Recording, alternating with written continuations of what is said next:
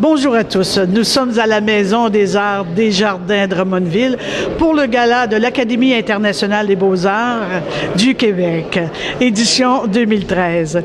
J'ai avec moi Madame Denise de Grandmaison qui arrive du Carrousel du Louvre en France pour exposer avec la Société nationale des beaux-arts de France et qui maintenant est membre de l'Académie internationale des beaux-arts du Québec et qui a une œuvre dans la galerie de la Maison des Arts, une œuvre magnifique d'ailleurs que vous pourrez voir dans la suite de l'exposition. J'aimerais que vous me parliez un petit peu du matériau que vous utilisez, parce qu'on voit qu'il y a des matériaux et il y a un glacis qui est assez épais et ça c'est inhabituel, mais je pense qu'il y a plusieurs artistes il y a un courant actuellement qui en font. Et vous m'en parlez un petit peu pour le bénéfice des gens qui nous écoutent. Bon, alors voilà, cette toile-là, elle a été faite au départ avec un empattement afin de créer un relief. Et par la suite, elle est faite avec des acryliques et de l'encre. C'est un mélange des deux, arrosé avec de l'eau. Et évidemment, ça prend un certain temps, évidemment, parce qu'il faut que ça sèche.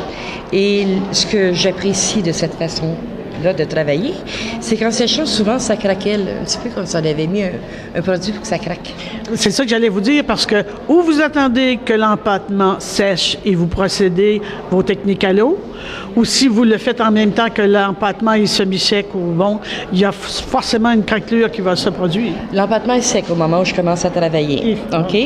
Je fais une base, un fond, finalement, avec de l'acrylique. Ouais. Et tranquillement, là, je commence avec des encres, j'envoie de l'eau. Je rajoute de l'acrylique, évidemment. Là. Je joue avec les lumières, les ombres. Et ce qui est par-dessus, ce dont vous me parliez tantôt, c'est de la résine. Oui. C'est de la résine qui est appliquée, mais moi, je ne l'applique pas à la grandeur de la toile. Je l'applique de façon parcimonieuse. J'en mets là où je veux en avoir seulement. Ce qui fait que ça donne un effet de lustre vitré. Et puis, en même temps, mais ça donne un effet un petit peu plus sobre, un peu moins brillant. Il y a moins l'uniformité complète. C'est ça. Ce qui doit vous provoquer des espaces plus glacis. Et des espaces un peu plus mat. On voit la maticité qui va s'installer là. Exactement. C'est ce qui fait que quand on la regarde, bien, souvent quand on bouge, il y a des endroits où les gens me disent, mais voyons, qu'est-ce que tu as mis là-dessus? Mais ça, c'est la résine qui fait ça. Mais il n'y en a pas partout. Il n'y en a pas partout. Il n'y en a pas partout. Et ça fait longtemps que vous êtes dans ce domaine, dans le métier des arts? Ça fait 12 ans que je suis revenue au métier des arts. Quand j'étais adolescente, j'avais étudié au Vieux-Montréal en art. Et bon, si on recule, il y a 45 ans, parce que j'en ai 60 aujourd'hui, c'était pas un métier pour vivre à l'époque. Bon, pas viable pour une famille. Pas viable, et puis, bon, l'ouverture d'esprit n'était pas la même non plus.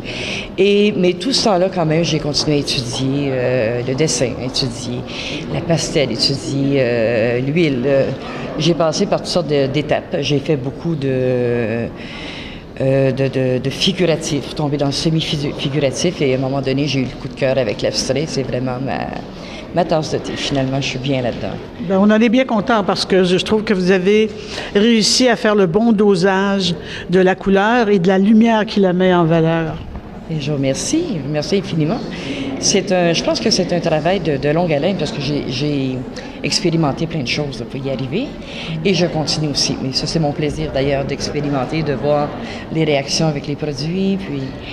Même si la vie, des fois, nous amène à travailler un peu moins pendant des années, je pense que le bagage accumulé, l'expérience, la connaissance, ça reste toujours là, un peu comme un patineur qui cesse de patiner, mais après 2-3 petits tours de piste, il va reprendre.